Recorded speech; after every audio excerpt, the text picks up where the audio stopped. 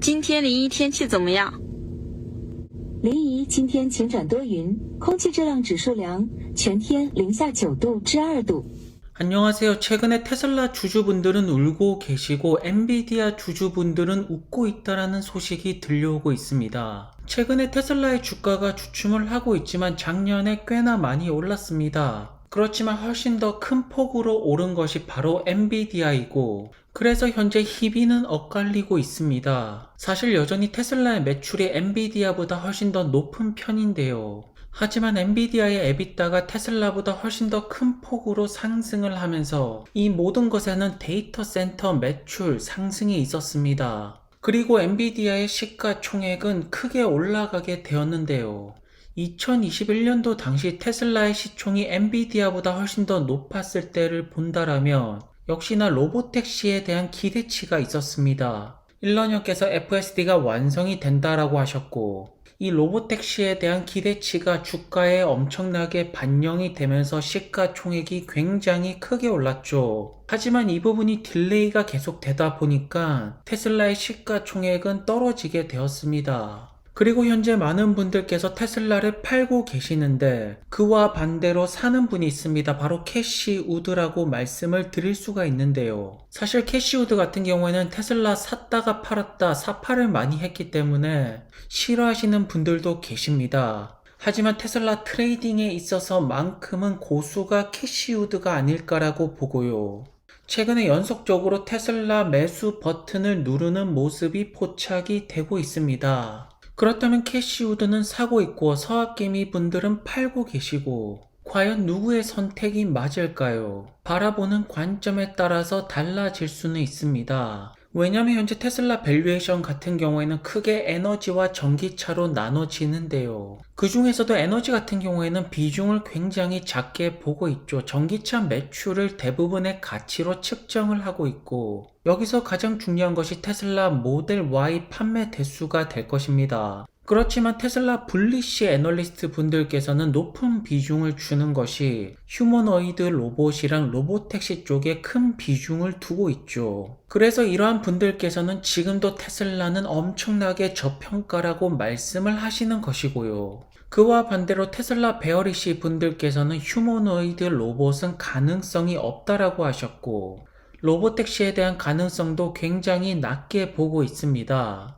우선 옵티머스 같은 경우에는 시간을 두고 조금 천천히 지켜볼 필요가 있겠지만, 로보택시만큼은 현재 FSD의 움직임을 철저하게 파악하는 것이 가장 중요해 보이는데요. 현재 FSD는 업데이트를 지속적으로 보여주고 있습니다. 다른 빅테크 기업들이 보여주는 자율주행과는 확실하게 차별점을 가져가고 있고, 우리가 큰 밸류에이션을 줄 수가 있다라고 보는데요. 그 중에서도 변곡점이 될 수가 있는 부분이 중국과 유럽 시장에서 FSD 출시가 아닐까 싶습니다. 현재 FSD 중국과 유럽에 대한 루머들은 끊임없이 나오고 있지만 공식적인 발표는 아직까지 없습니다. 사실 FSD가 아프리카 구석구석까지 될 필요는 없는데요. 북미 시장, 중국 시장, 유럽 시장 대도시 중심으로만 로보택시가 된다라면 엔비디아가 받고 있는 멀티플보다 훨씬 더 높게 받을 수가 있습니다.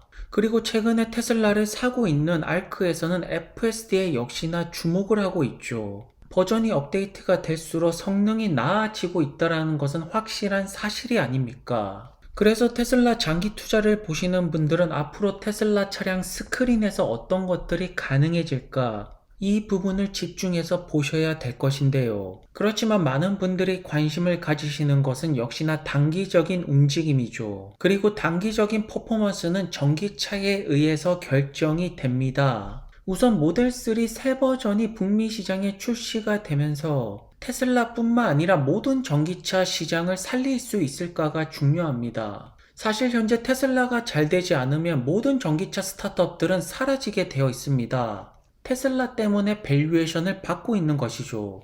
그리고 여전히 전 세계에서 자동차를 가장 많이 파는 기업은 토요타인데요. 그렇다 보니까 토요타에서도 엔진 기술력 내연기관차에 조금 더 포커스를 맞추고 있습니다. 하지만 이러한 움직임을 보고 토요타 같은 경우에는 시간을 역행하는 기업이라는 비판도 많이 나오고 있죠. 확실하게 보수적인 조직들 같은 경우에는 급변하는 세상 속에서 빠르게 따라가지 못하는 모습들이 그대로 보여지고 있는데요. 왜냐하면 더 이상 전 세계에서 가장 많이 팔리는 차량 모델은 토요타가 1등이 아닙니다. 바로 테슬라의 모델 Y가 단일 모델로서는 최고의 판매 대수를 보여주고 있죠. 아직까지 전기차 전환율이 높지 않는 것을 본다라면 더 많은 전기차가 팔리면 팔릴수록 모델 Y는 더욱더 상승을 할 수밖에 없는 구조가 되고 있습니다. 그리고 모델 Y 뒤쪽으로 밀려나고 있는 토요타의 코롤라, 라브4, 캠리까지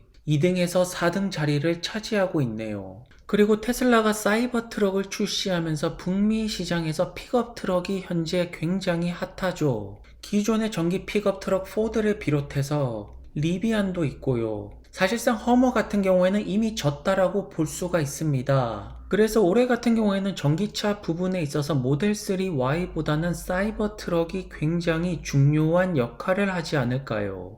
캘리포니아 더블린에서 현재 배송 준비를 하고 있는 사이버 트럭이 보이는데요. 참고로 더블린 같은 경우에는 땅값이 굉장히 비싼 지역이고 꽤나 부촌이라고 말씀을 하십니다.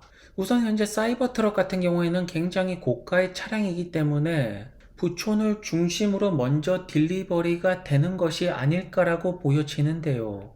딜리버리 날짜 스케줄이 전송이 되고 있습니다. 하지만 전기차 역시나 비싼 것만 팔아서는 안 될 것이고 사이버 트럭의 물량을 높이면서 가격을 떨어뜨리는 것이 현재 가장 중요하죠. 가격이 떨어져야지 수익 구조를 만들 수가 있게 됩니다. 하지만 가장 중요한 것은 사이버 트럭 오너분들이 계속해서 생기고 있고요.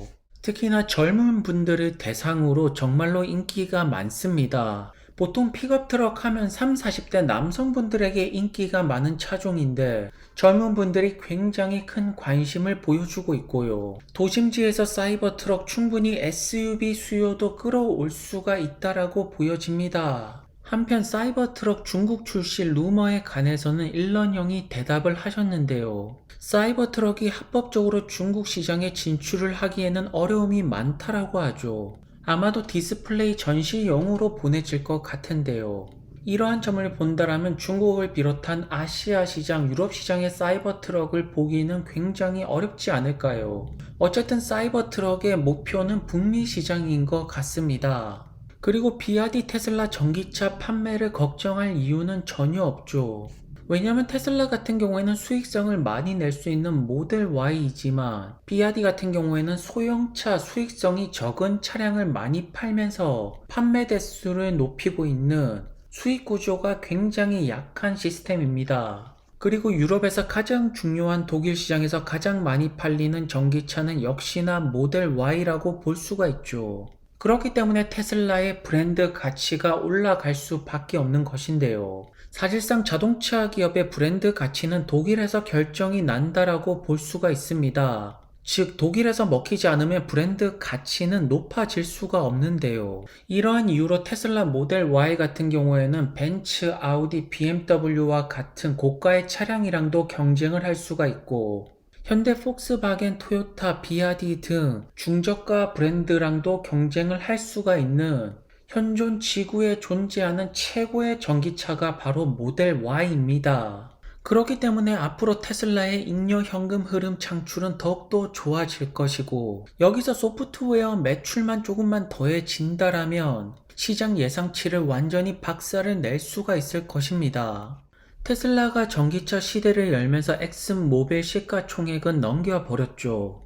이제는 FSD를 통해서 AI 기업들의 시가총액을 넘길 타이밍이 아닐까. 그래서 저는 지금 이 어렵고 힘든 시기를 마치 테슬라 모델 3 대량 생산 고비 그 시기랑 비슷하게 봐도 되지 않을까요? 결국 일런형은 모델 3 대량 생산에 성공을 시켰고 이제는 FSD 로보택시 상용화가 가장 중요해 보입니다.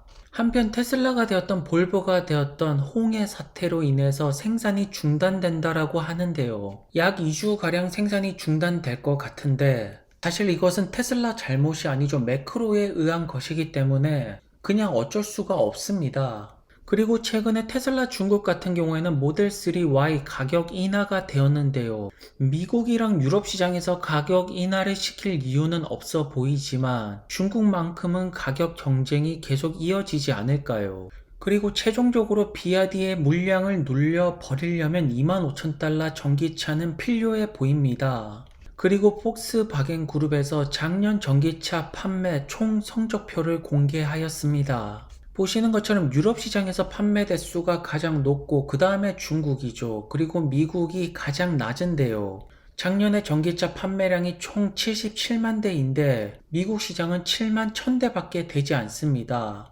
아무래도 폭스바겐 그룹의 차량이 GM이 되었던 포드보다 가격대가 약간 높은 편이죠. 그리고 포르쉐의 타이칸이 작년 동안에 46,600대를 팔았습니다. 현재 럭셔리 고가 차량 중에서 가장 많은 판매 대수를 보여주고 있죠. 그렇다면 제2의 테슬라라고 주장을 하면서 럭셔리 전기차의 최고라고 말하는 루시드는 어떨까요? 모든 것들이 거짓말이 되어 버렸습니다. 작년에 6,000대 가량을 팔았는데요. 루시드 초창기 주주분들이 봤던 비전은 그것이 아니죠. 원래 작년에 49,000대를 팔았어야 됐는데요. 그리고 최근에 루시드를 아신 분들은 믿지 못하겠지만 루시드가 상장할 때 피터 형께서는 2024년에 9만 대를 판다라고 하셨습니다. 그리고 2025년에 저가형이 출시가 되면서 흑자 전환으로 간다고 했는데요. 결국 이 비전을 믿고 투자했던 초창기 투자자 분들께서는 다 속은 것입니다. 이 모든 것들이 거짓말이 되면서 주가는 크게 폭락을 하였죠. 사실 사업을 하다 보면 모든 것들이 계획대로 가지 않습니다. 그렇다면 CEO가 주주들과 소통을 하면서 지금은 이러한 상황 때문에 약속이 지켜지지 않았지만 우리는 이러한 계획을 내놓고 있고 앞으로 이렇게 할 것이다. 이 정도의 소통만 보여줬더라도 이런 실망감을 보이지 않았을 텐데요. 하지만 언론에서 숨어버리고 연봉은 5천억을 가져가고 있기 때문에 현재 루시드의 CEO 피터 형은 그냥 거짓말쟁이라고 볼 수가 있습니다. 그러니까 스타트업 투자에 있어서 가장 중요한 것은 CEO의 자산이 늘어나는 것이 주가가 올라갈 때 같이 성장하는 구조가 있는 CEO가 가장 좋습니다. 이렇게 그냥 월급만 받는 CEO들 같은 경우에는 주가에 전혀 관심이 없죠. 그 결과 현재 공장은 완벽하게 놀고 있습니다. 풀로 전혀 돌아가지 않고 있죠. 그리고 현재 시장이 내놓는 결과는 굉장히 냉정한데요. 사람들이 루시드 에어 세단을 사는 것이 아니라 포르쉐 타이칸 스포츠카 형태를 좋아하고 있습니다. 즉 1억이 넘는 굉장히 고가의 차량은 스포츠카가 대세라는 것을 알 수가 있죠. 그렇다면 그래비티는 루시드의 마지막 불꽃이 될 것인데 과연 불타오를까요? 아니면 꺼져 버릴까요? 한 가지 확실한 것은 그래비티는 스포츠카 형태가 아닙니다. 조금 더 둔탁한 SUV 형태인데 조금 더 카이엔 같이 스포츠카 형태였다라면 소비자들에게 조금 더 어필을 할 수가 있지 않을까요? 현재로서는 루시드의 경영진보다 포르쉐의 경영진이 맞다라고 보는 것이 지금 타이칸을 통해서 럭셔리 전기차 가장 많이 팔고 있습니다. 그리고 다음 모델이 카이엔이 아니라 마칸을 선택하였죠. 지금 전기차 전환율을 높이는 것이 중요하고 가격을 떨어뜨려야지 물량을 늘릴 수가 있기 때문에 욕심을 내지 않고 카이엔이 아니라 마칸을 선택했습니다. 그 다음으로 내놓을 전기차는 박스터가 될 것이고 그 이후로 나중에 전기차 전환율이 높아지고 나서 대형 SUV 카이엔을 내놓을 것입니다. 주행거리 역시나 고가 차량 오너분들께서는 크게 신경을 쓰지 않는 것 같고 인프라가 늘어나면 늘어날수록 주행거리는 중요하지가 않습니다. 그리고 현재 루시드가 보여주는 강점은 딱 두 가지가 있습니다. 첫 번째 넓은 내부 공간, 두 번째 주행거리인데요. 럭셔리 소비자들에게는 중요한 포인트가 아닙니다. 그리고 포르쉐 타이칸이 미국에서 많이 팔린 것이 아닙니다. 총 4만 대를 팔았는데 미국 판매량이 7,500대이고 유럽이랑 중국에서 많이 팔렸죠. 그리고 브랜드 가치를 결정짓는 것이 바로 독일 시장입니다. 하지만 루시드 같은 경우에는 유럽에서 안 팔리고 있습니다. 1년 동안 다 합쳐서 100대도 못 팔았고요. 지금 중국 시장에 들어간다라고 해서 판매 대수가 높아져 갈지는 굉장히 의문이 듭니다. 사실 일론 형께서 테슬라의 지분을 인수하고 기존의 경영진을 쫓아내면서 지금의 테슬라를 만들었는데요. 루시드 역시나 피터 형을 쫓아내고 누군가가 지분 인수가 들어오는 모습이 나오는 것이 중요한데 PIF가 버티고 있기 때문에 그렇게 될 수는 없습니다. 결국 빈 셀만이 형이 원하는 그림은 폭스바겐 그룹 안에 수많은 브랜드들이 있듯이 시어 브랜드 중에서 수많은 그룹 중에 하나가 루시드가 되지 않을까요? 그래서 조금 냉정하게 본다라면 루시드 에어가 미국에서 안 팔리는 것도 아닙니다. 잘 팔린다라고 볼 수도 없고 안 팔린다라고도 볼 수가 없고 굉장히 애매한 상태죠. 그렇다면 이대로 그래비티가 출시가 된다라면 역시나 애매한 판매 대수가 나올 것인데요. 그렇다면 주가에는 실망적으로 다가갈 수밖에 없습니다. 결국 피터 형은 했던 말을 하나도 지키지 못하였고 어닝 미스는 이어지고 있습니다. 그렇지만 피터 형의 재산은 크게 늘어나고 있고 주주분들의 재산은 줄어들고 있는 것이 가장 열받는 점이 아닐까요?